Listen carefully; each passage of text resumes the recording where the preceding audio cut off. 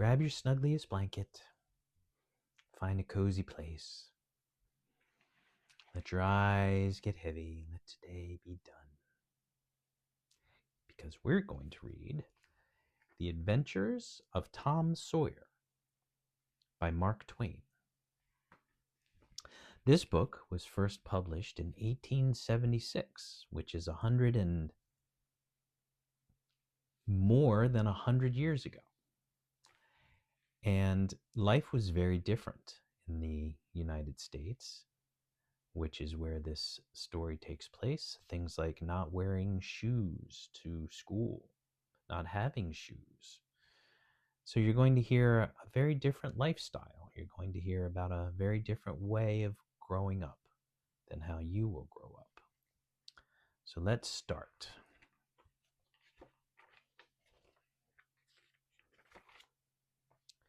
Chapter 1. Tom and his Friends. Tom!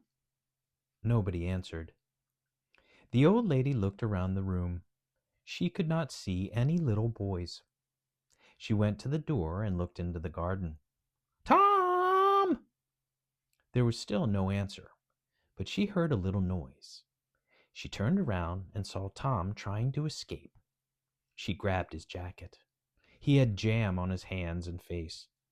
I told you not to eat the jam. She was going to hit him.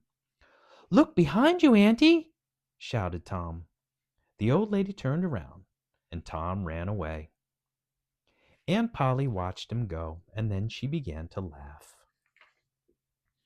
I don't like hitting him anyway, she said to herself, but I wish he would be a good boy. Tom's little brother Sid was a good boy. He always did what Auntie wanted. Tom and Sid went to live with their Aunt Polly and Cousin Mary when their mother died. Sid was such an honest boy that he sometimes got Tom into trouble by telling Aunt Polly what Tom did. Tom always punished Sid for that, but it didn't stop his little brother.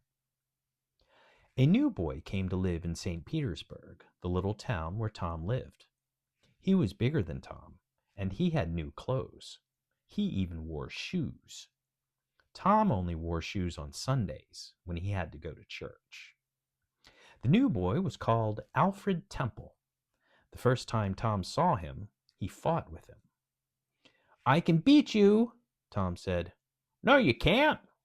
I can. You can't. Can, can't. Tom beat Alfred and made him cry. Alfred's mother called Tom a bad boy.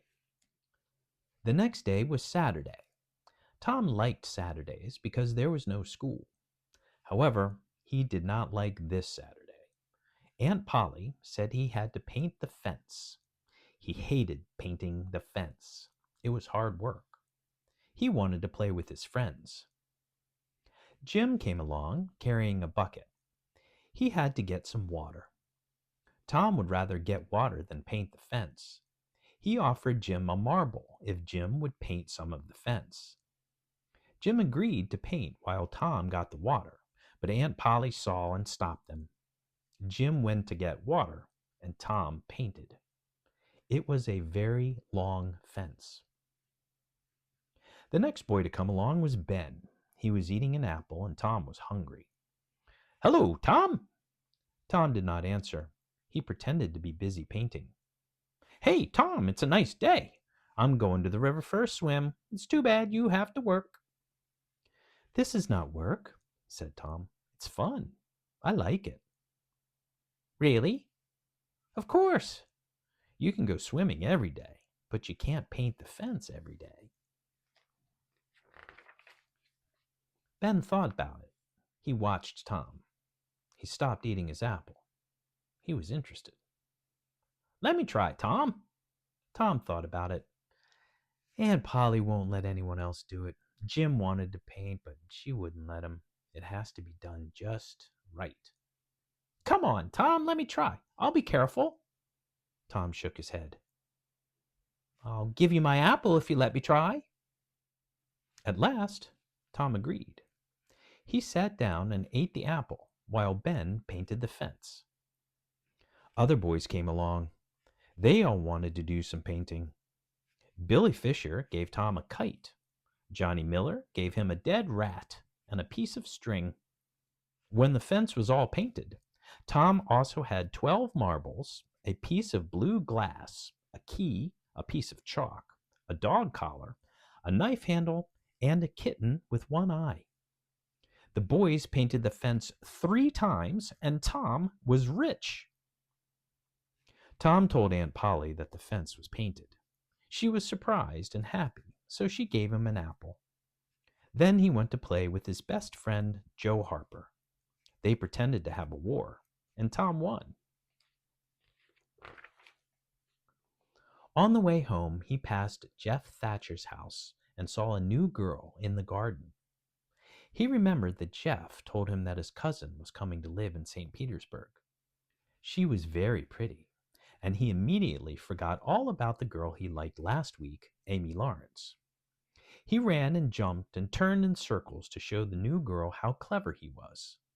The girl pretended that she did not see him, but she threw a flower over the fence before she went into the house. Tom picked it up and put it in his jacket.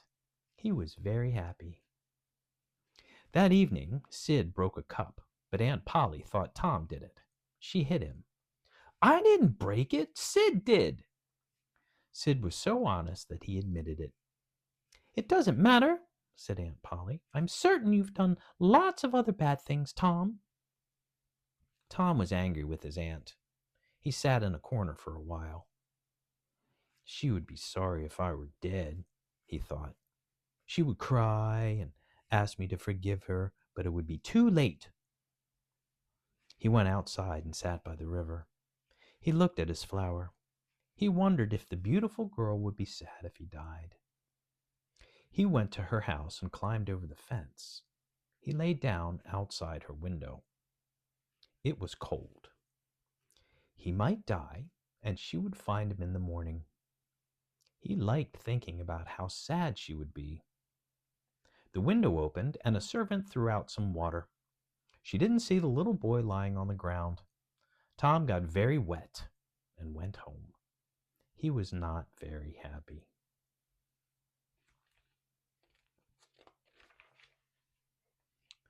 Chapter 2. Tom Meets Becky. "Wash your face, Tom." Tom didn't want to wash his face. He took a bowl of water outside and pretended to wash his face. He emptied the water into the garden and came back in. He pretended to dry his face, but Mary saw him. "Do it again," she said, "and don't throw the water away this time." Tom didn't like Sundays. He had to wear shoes and go to Sunday school. He had to do homework, and it was boring. Mary tried to help him, but it was difficult. He wanted to do his homework because then he would get a blue ticket. If you had 10 blue tickets, you could get a red one. If you had 10 red tickets, you could get a yellow one. If you had 10 yellow tickets, you could get a new book. Tom had lots of tickets. He wasn't very good at doing his homework, but he was good at trading. He gave Bill a piece of candy and a fish hook. Bill gave him a yellow ticket. He gave other boys some of the things he had from letting others paint the fence and got more tickets. Some were blue, some were red, and some were yellow. Finally, he had enough to get a new book. That Sunday, the new girl came to Sunday school for the first time. Her parents came too, and the children learned that her father was a very important judge. The girl's name was Becky Thatcher. The Sunday school teacher wanted to show Judge Thatcher that it was a good class. He asked if any of the boys or girls had enough tickets for a new book. Everybody was very surprised when Tom stood up. The Sunday school teacher was more surprised than anybody else. He counted the tickets. There were enough for a new book. He gave Tom the book, and Tom was allowed to sit with the important new people. Judge Thatcher said hello, but Tom could not speak. He was too nervous and thinking about Becky. "What's your name?" asked the judge. Tom got his voice back and told him. Then Judge Thatcher asked him an easy question from his homework. Tom did not know the answer. He guessed. He was wrong. He was so wrong that the whole class laughed at him. Tom hated Mondays even more than Sundays. He didn't have to wear shoes, but he did have to go to school for the whole day. Tom would like to be sick. Then he wouldn't have to go to school. He lay in bed and pretended to be sick. Sid went to get Aunt Polly. "Quick, Aunt Polly, Tom is dying!" Aunt Polly ran into the room, but she could see that Tom was pretending. "Get out of bed, you lazy boy. Get ready for school." "It's my tooth, Aunt Polly. Look, it's loose."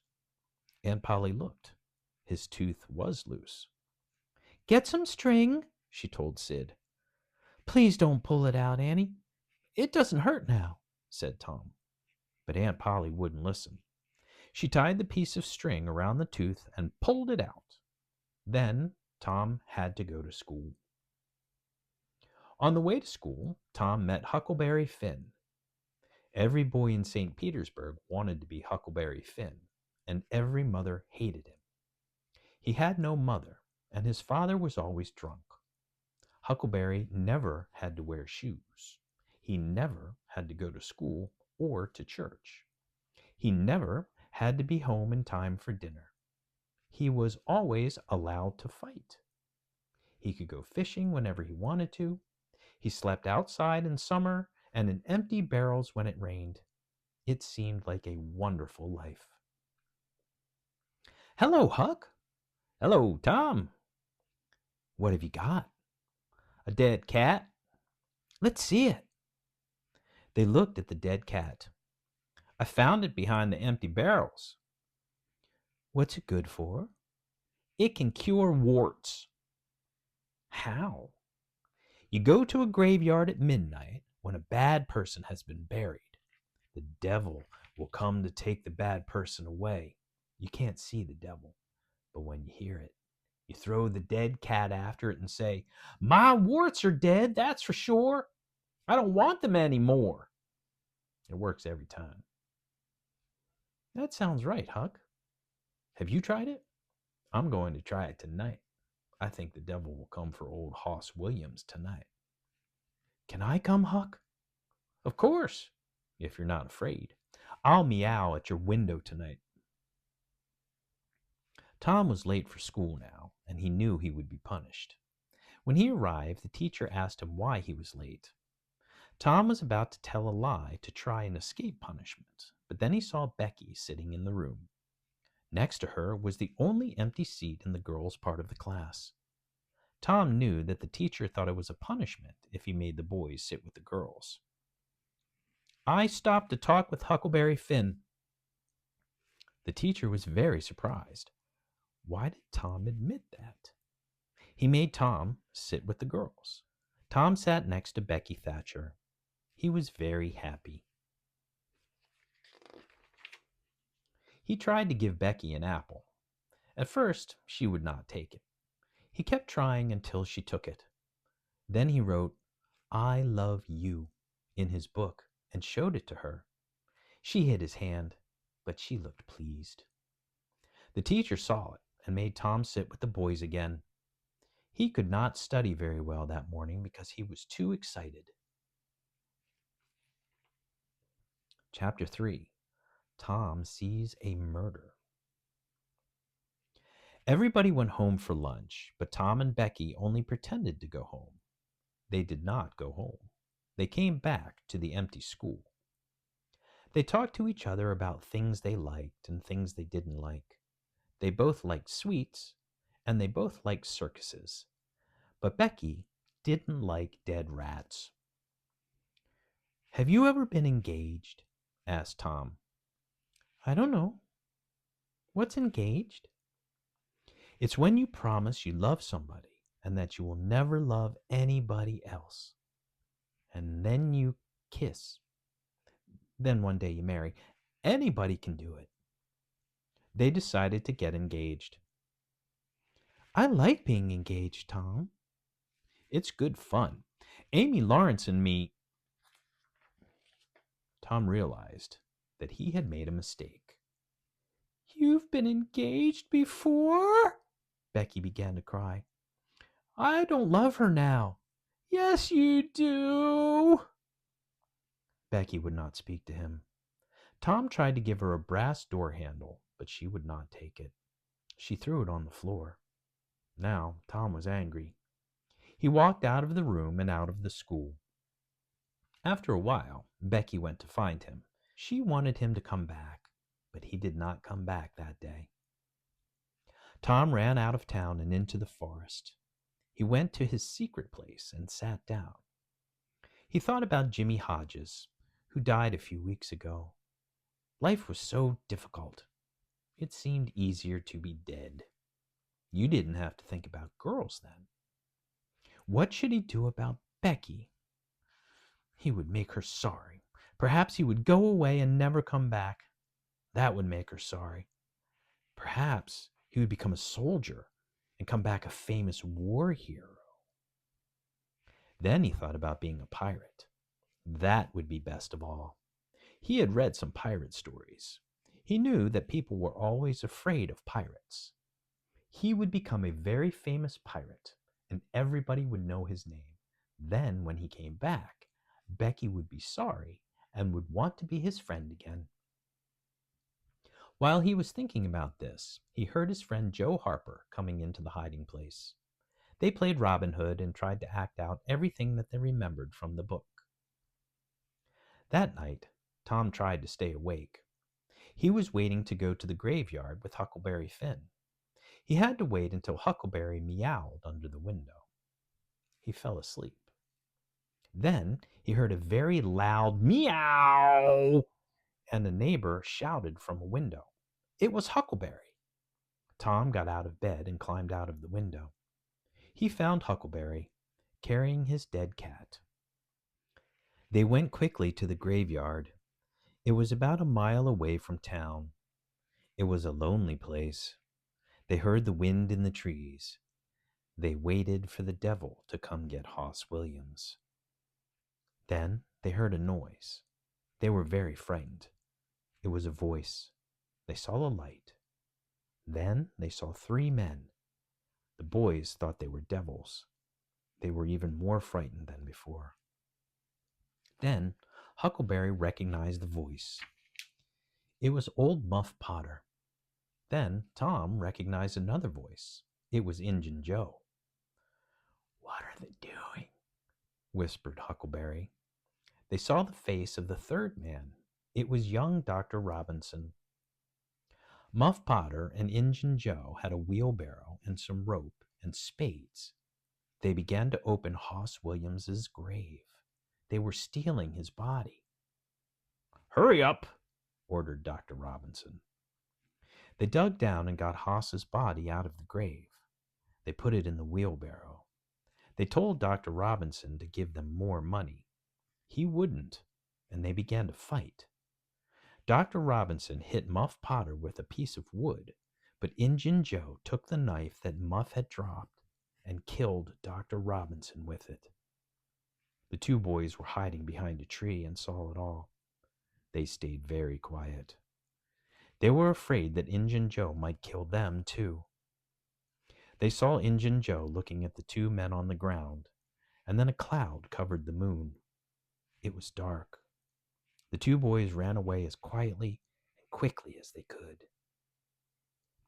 Injun Joe put the knife in Muff Potter's hand and waited. Muff woke up. You killed him, said Injun Joe. Muff looked at the doctor. He looked at the blood. He saw his knife. He believed Injun Joe. I won't tell anybody, said Injun Joe. Muff Potter was very thankful that he had such a good friend. Let's take a break right there. Get some rest. Remember, you are the only you. You are one of a kind, and that's amazing. So get some rest, have the best dreams, and then go be your amazing self tomorrow.